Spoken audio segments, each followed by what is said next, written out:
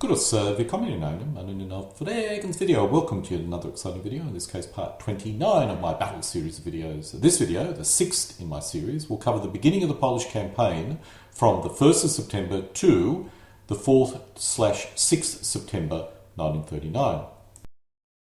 On September the 1st, 1939, Germany invaded Poland, and in a lightning campaign, which even surprised Hitler, Germany managed to destroy the Polish nation in just 36 days. How could such an event occur?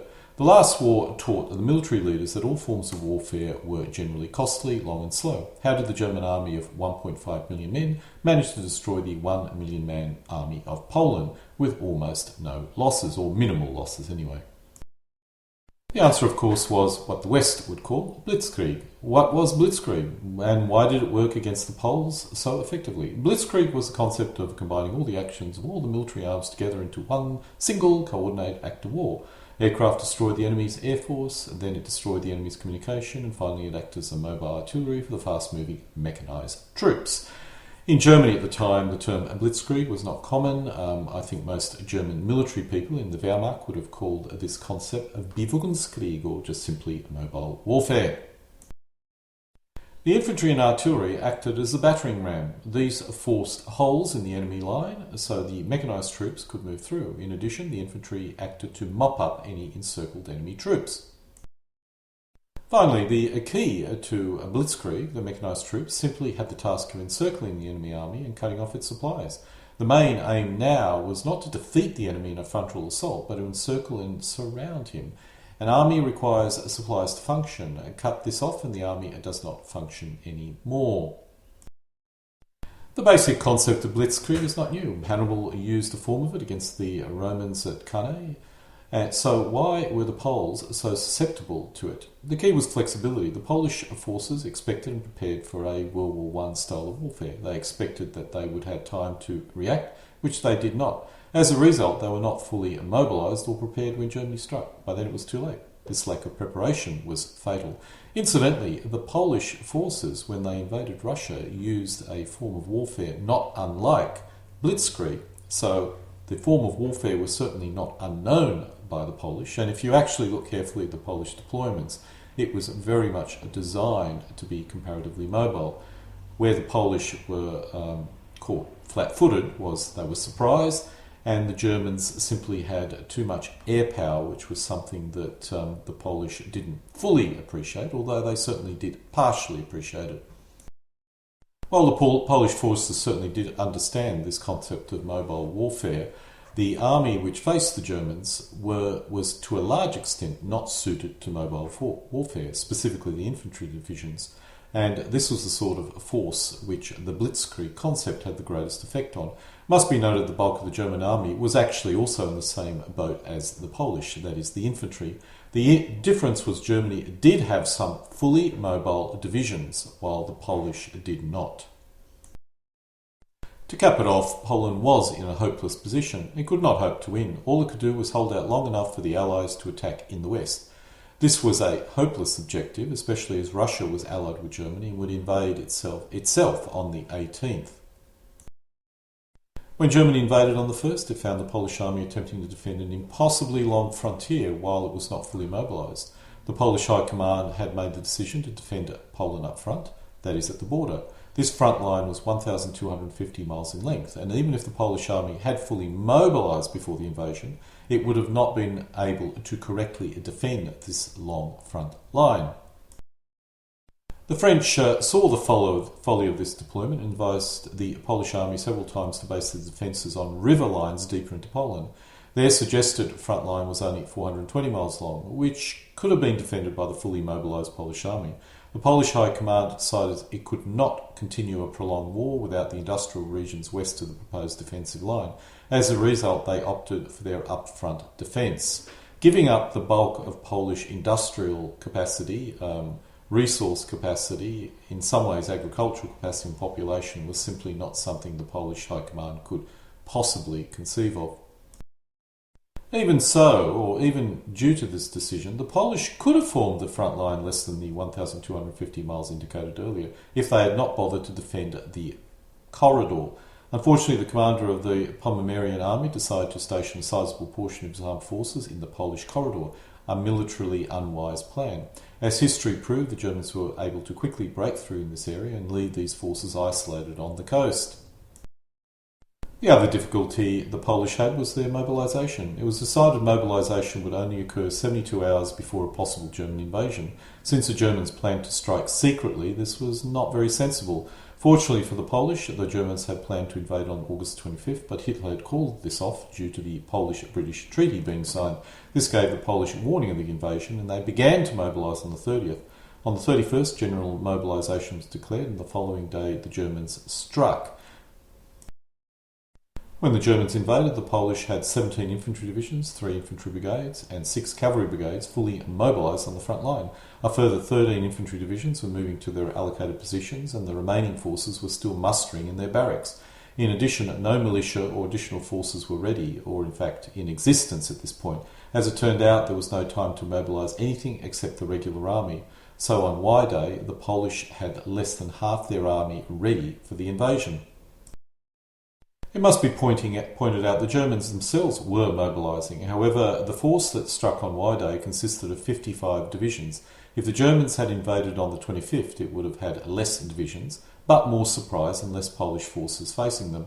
The delay was a military mistake for the Germans, but as it turned out, it was not a serious one. The German invasion that did occur totally destroyed Poland in 36 days of fighting, although it must be pointed out with the significant assistance of the Soviet Union. The German plan was simple if bold. It was decided to concentrate the bulk of the army against Poland in order to achieve superiority. It was also planned that a combination of the mechanised formations and air power would allow Germany to defeat Poland before the French and British could launch an attack in the west. To the Germans, this was the real threat, although, as it turned out, there was almost no risk due to the slow rate of mobilisation of the Western forces. The French were simply not in a condition to launch any major attack, nor did they have any plans to do so. In order to get a decisive result in the minimal period of time possible, it was decided to attempt to encircle the bulk of the Polish army west of the Bug River. This was to be carried out in the north by the 4th Army and in the south by the 14th Army. In addition to this, local pockets were to be formed as the rest of the German army advanced towards Warsaw. The plan worked, and the Polish soon found themselves surrounded and out of supply. Almost no forces escaped east. They were all bagged in the huge pockets the Germans formed west of the Bug. The German invasion began on the 1st of September 1939 at 04:4500 hours. Initially, the Luftwaffe started bombing Polish airfields and communication in an attempt to destroy the ability of the Polish army to react to the German invasion. This succeeded, although they didn't really get much of the aircraft, but they certainly did have a major impact on the communication line and lines of command. Nonetheless, the air attacks did have a significant effect on supply and continued mobilisation of the Polish army. 5 minutes after the Luftwaffe struck, the Schleswig-Holstein, which was visiting Danzig, that was a very old German battleship, opened fire on the Polish fortress of Westerplatten in the harbour. The German attack was initially concentrated to 4 main areas: the southern front, where there was an attack against the Polish Krakow army by the German 14th Army and the Polish Lotz army by the German 10th Army. This was the German Southern Pincher movement. In the north, there were once again 2 main attacks against the Pomeranian army by the German 4th Army and the Modlin army by the German 3rd Army. This would become the Northern Pincher movement. The objective was to have these 2 Pincher movements join at Warsaw and Brest-Lower, thus cutting Poland in two and isolating the bulk of the Polish army. Let's first look at the outer northern thrust, 1st to 3rd of September. This attack actually became the inner northern Pincher movement, but as the 3rd Army had its objective, Warsaw, where it would meet the 10th Army and complete the encirclement of the Pomozan, Poznan and Lodz army. However, on the 1st of September, when the invasion began, it formed the outer northern thrust and was involved in driving towards and behind Warsaw. The German 3rd Army was initially faced by the Polish Modlin Army and Nawi Group, which was a corps-sized formation. Initially, the Modlin Army took the brunt of the German 3rd Army. It consisted of 2 infantry divisions, 2 cavalry brigades and 5 border regiments. Supporting this was the Nawi Group, which consisted of 2 infantry divisions, 2 cavalry brigades and 2 border regiments. These 4 divisions, 4 brigades and 7 regiments faced the German force of 8 infantry divisions, 1 armoured division, 7 infantry brigades and 2 infantry regiments. While outnumbered, the Polish were able to hold the German forces until the German 4th Army arrived. In East Prussia, the Germans attacked the Modlin Army with the 1st Corps and Wodrich Corps. These corps consisted of 5 infantry divisions, 1 cavalry brigade and 1 panzer division. The Modlin Army consisted of the 8th Infantry Division, Mazlov Cavalry Brigade and Novgorod Cavalry Brigade. The 1st Corps immediately ran into the Polish 20th Infantry Division and Novgorod Cavalry Brigade, which fell back to Milowa. The Polish defenders occupied a fortified position in the Milowa area. The initial German attack with the Kempf Panzer Division was unsuccessful, with the Germans losing 7 tanks and 32 tanks damaged. The Germans had to call up the 11th and 61st Infantry Divisions. The battle was vicious and lasted 3 days before the position was breached and the Modlin Army was forced to retreat. Even though the German air attacks did greatly disrupt the Polish mobilisation, some Polish reserve units did reach the front. The Polish 1st Reserve Cavalry Regiment and the Podlaska Cavalry Brigade reached the East Prussian front and launched an attack against the Provisional Corps Brand, a frontier formation. After some initial successes, it was forced to retreat, where it joined the Novgorod Cavalry Brigade. The commander of this cavalry brigade then moved south. Let's now look at the, at least initial, inner northern thrust over the period of 1st to the 5th of September. The first objective of the 4th Army was to break through the Polish corridor and link up with the 3rd Army. Then the 3rd German 4th Army, instead of moving towards Warsaw once it had broken through the Polish defenders, would move east into East Prussia. There it would regroup and would attempt a major encirclement effort. This in effect became the Outer Northern Pincher movement, and the 19th Corps' objective was Brest, where it would meet up with the advanced forces of the German 14th Army. However, on the 1st of September it formed the inner northern thrust. The German 4th Army was faced by the Polish Pomeranian Army and the Unruh Group. The German 4th Army consisted of 6 infantry divisions, 1 infantry brigade, 1 infantry regiment, 3 motorised divisions and 1 panzer division. Facing this force was the Pomoranian Army and the Unruh Group, which consisted of 5 infantry divisions, 1 cavalry brigade, 1 infantry brigade, 6 infantry regiments and 1 infantry brigade. The Polish forces were unfortunate to face Guderian and his 19th Panzer Corps, which cut through the Polish defensive lines fairly rapidly. The Luftwaffe did have a difficult time launching air attacks in the northern area, as a dense fog covered the countryside for the first day. This allowed the Polish defenders the opportunity to blow up bridges and deprive the Germans close support on the first day. Luckily for the Germans, this was not a serious problem, as they had caught the Polish defenders by surprise and didn't need air support as much as they would otherwise need if the Polish were fully prepared.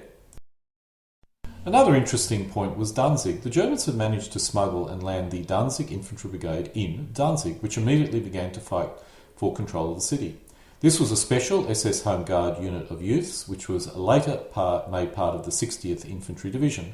This generally successful action formed the eastern flank of the German-Polish corridor invasion. The main attack by the 4th Army was made by the 19th Mechanised Corps.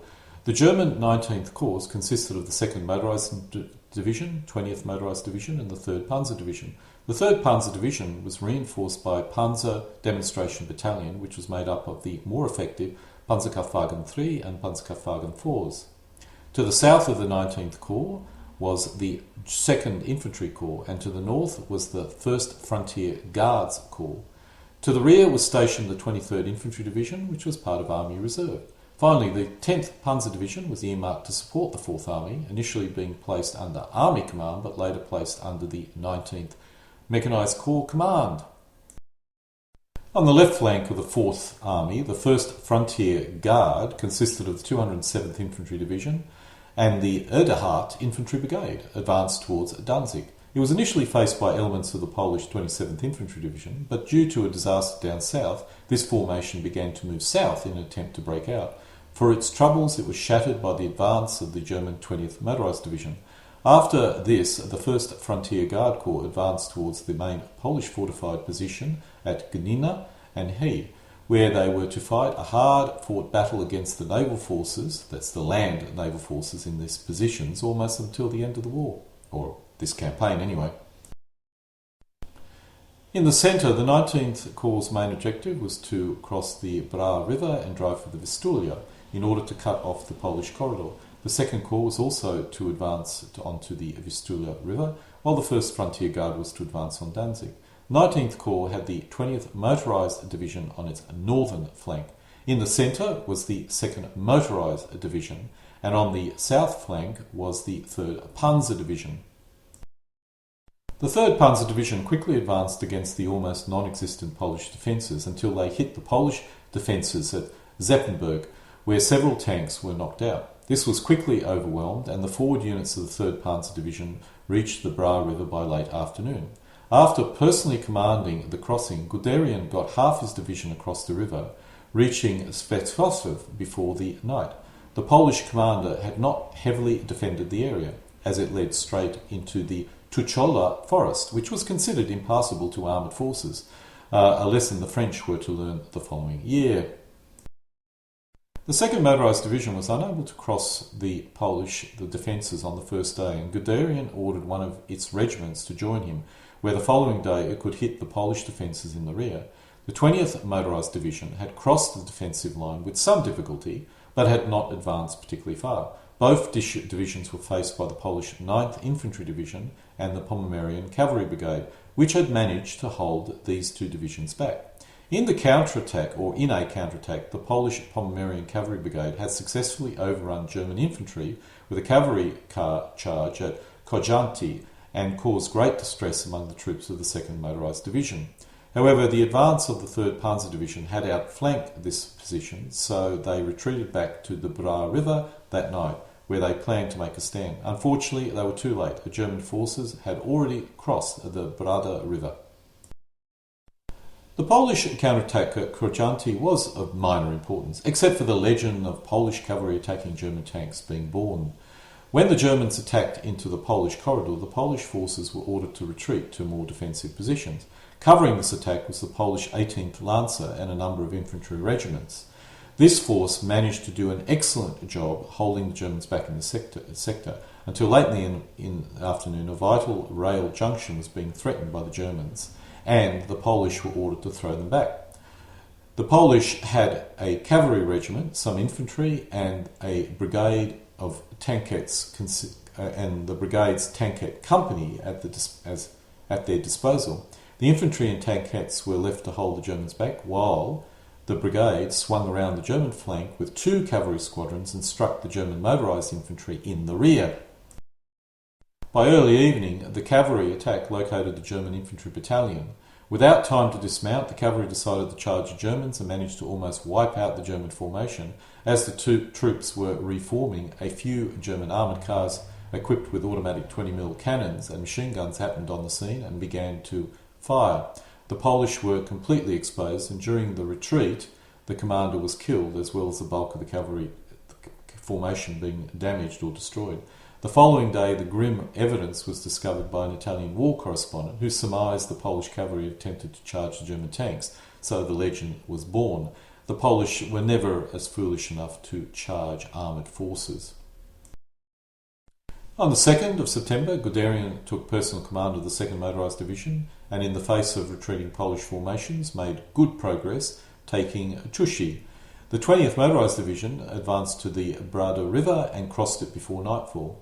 The Pomeranian Cavalry Brigade launched several counterattacks against the 3rd Panzer Division on the eastern bank of the Brada River, which greatly delayed the German advance. The Germans managed to launch a counterattack and force the Polish back. By the end of the day, the 3rd Panzer Division had almost reached the Vistula River. On the 3rd of September, the 23rd Infantry Division was placed between the 3rd Panzer Division and the motorised divisions, effectively sealing up the Polish corridor and trapping the Polish forces in it. The 3rd Panzer Division reached the Vistula River and advanced north up its western bank. The 20th Motorised Division almost reached the Vistula River and cutting off the Polish forces northern escape route. On the 4th of September, the Polish 9th Infantry Division and the Pomeranian Cavalry Brigade made several desperate attacks against the 3rd Panzer Division and the 23rd Infantry Division. At one point, the 23rd Infantry Division was in real trouble, but the 2nd Corps had caught up and sent reinforcements to help it out. The 2nd and 20th Motorised Division continued their advance through the Tiel forest against the rearguard forces of the Polish 9th Infantry Division and elements of the 27th Polish Infantry Division, which had moved down south. By the end of the day, the Polish 9th and 27th Infantry Division and the Pomeranian Cavalry Brigade were surrounded on all sides. On the 5th of September, the Polish forces made further desperate counterattacks in a vain attempt to escape, but they failed and by the end of the day had ceased to become an effective fighting force. To the south of the 4th Army, the 2nd Corps objective was the Vistula River. However, being only infantry, its advance was much slower. It faced very light Polish forces, meeting its first opposing forces close to Białogardsztyn, where it faced the Polish 15th Infantry Division. On the 4th of September, it had sent reinforcements to the 23rd Infantry Division and reached the Vistula River the following day. Meanwhile, in East Prussia, the 21st German Corps of the 3rd Army crossed the border and advanced towards the advancing armoured forces of the 4th German Army. On the 2nd of September, the German 21st and 228th Infantry Division advanced to within 5 kilometres of Grunziakt. There, the Polish 4th and 16th Infantry Divisions were stopped in their tracks and forced back. These two divisions have been sent north to help hold the 19th Corps back and, if unsuccessful, to help the Polish forces in the corridor break out. Let's now move down south. The German 10th Army made up the inner southern pincher movement. Its objective was also Warsaw, and it hoped to cut off the Lodz and the Poznan army from the Polish capital. The German 8th Army had the job of following up the Polish Lodz and Poznan army as well. The German 10th Army was faced by the Polish Lodz army, and some of the most intense early fighting occurred in this sector. The German 10th Army consisted of 6 infantry divisions, 2 motorised divisions, 3 light divisions and 2 panzer divisions. This was faced by the Lodz Army, which consisted of 4 infantry divisions, 2 cavalry brigades and 1 tank battalion. In the southern sector and on the north flank, the German launched a series of attacks against the left flank of the Lodz Army with the German 10th Army and 8th Army. Initially, the 10th Army sent the 4th Panzer Division to attack the southern flank of the Lodz Army, where it struck a cavalry brigade, and also the 7th Infantry Division on the 1st of September. These Polish forces held firm, delaying the advance of the 2 German Panzer Divisions. This had the result of holding up the 1st Panzer Division and 4th Panzer Division for 2 days before the cavalry brigade was forced to withdraw on the 3rd of September, and the 7th Infantry Division, Polish, was destroyed by a rear attack by elements of the 14th Army. The battle fought between the German 4th Panzer Division and the Polish Wolny Cavalry Brigade was called the Battle of Mokra. It was one of the few battles between an entire cavalry brigade and a panzer division. On the 1st of September, the cavalry brigade had 3 of its 4 cavalry regiments in the fields around the scattered hamlets which made up Mokra. The 4th Regiment was still in transit. The brigade had less than half the manpower of the 4th Panzer Division, which was massing across the border nearby, and had significantly less firepower. The brigade's anti-tank arsenal consisted of 18 Bofors 37mm anti-tank guns, about 60 anti-tank rifles, and 16 75mm guns. The Germans had about 295 tanks and about 50 armoured cars, and well over double the firepower in supporting artillery. The cavalrymen were badly stretched out, with their horses left about a kilometre behind. Like over 90% of cavalry actions in 1939, the battle was fought on foot. Several German tank patrols slipped through the gaps in the Polish line, and by early morning an attack was brewing right in the middle of the brigade. The tanks ran headlong into the brigade's horse artillery troop, and, although outdated, the old 75s smashed the first attack, a few crippled stragglers returning to German lines. A mounted patrol set out to report on German activity stumbled into an advanced German column.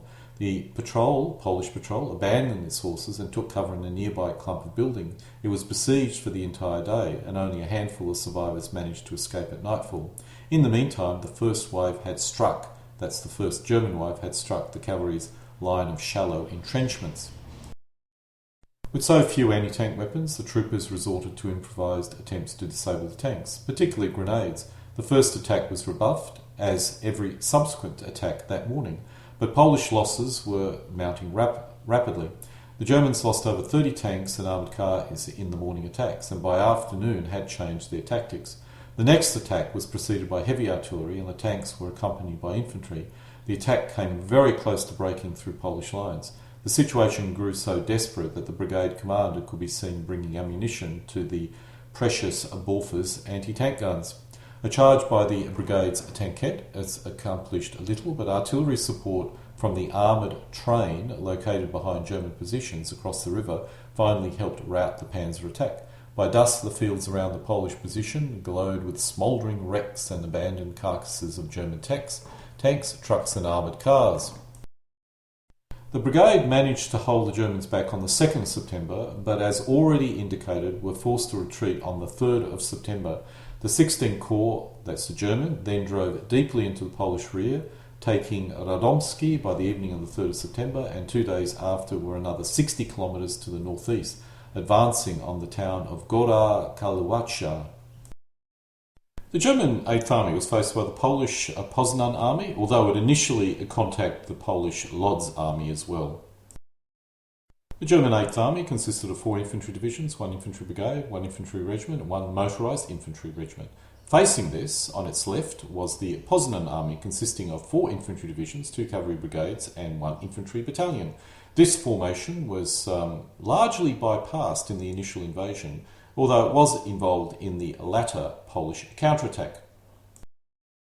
On the right flank of the Polish Lodz Army, the Germans launched an attack with the 8th Army. The 8th Army had only 1 mechanised regiment, the SS Leibstandarte Adolf Hitler motorised regiment, and had the main job of pinning the Lodz Army.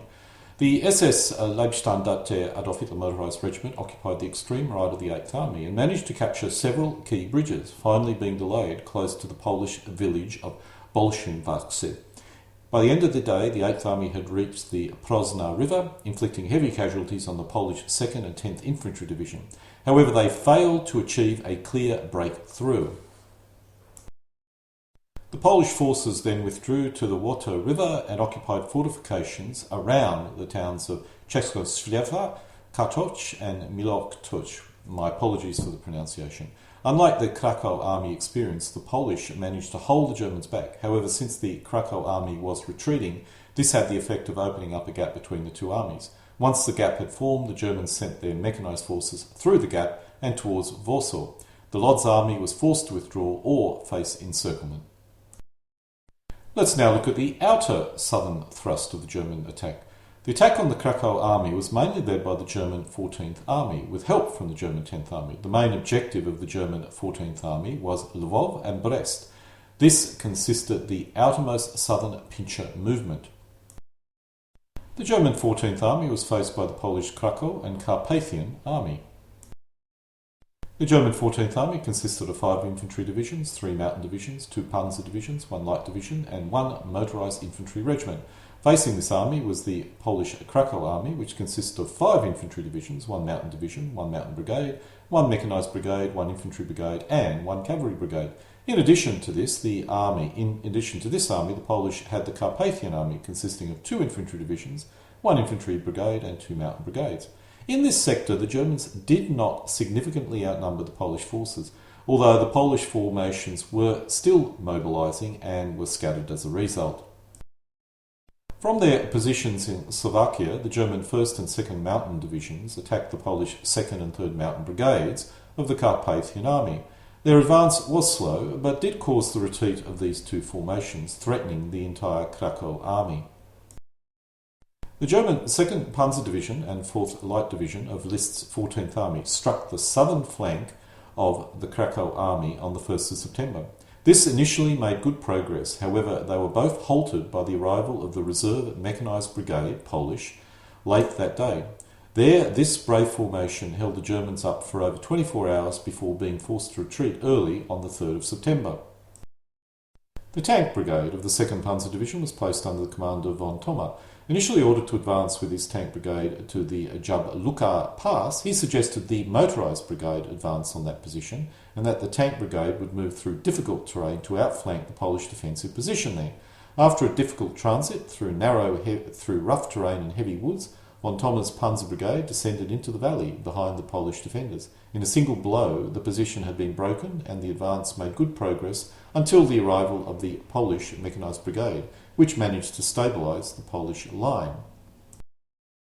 The German 5th Panzer Division of List's 14th Army struck the centre of the Krakow Army on the 1st of September, which was held by the Polish 6th Infantry Division. After a brief struggle, the Polish 6th Division was shattered and the survivors retreated in disorder late on the 1st of September. On the right flank, or the northern flank, of the Polish Krakow Army, the German 2nd Light Division and 3rd Light Division smashed the Krakow Cavalry Brigade at Woźniki on the 1st of September.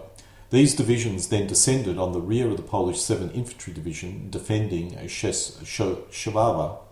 This forced the 7th Infantry Division to surrender and opened up a large hole on the northern flank of the Krakow Army. Thus, the main outer southern attack began to force the whole Krakow Army to retreat within 24 hours of the beginning of the war to the line of the Junjak River and Nida River. Even though the Germans began their advance well, the Krakow Army retreated in good order, having only lost one cavalry brigade and one infantry division in the first 2 days of the war.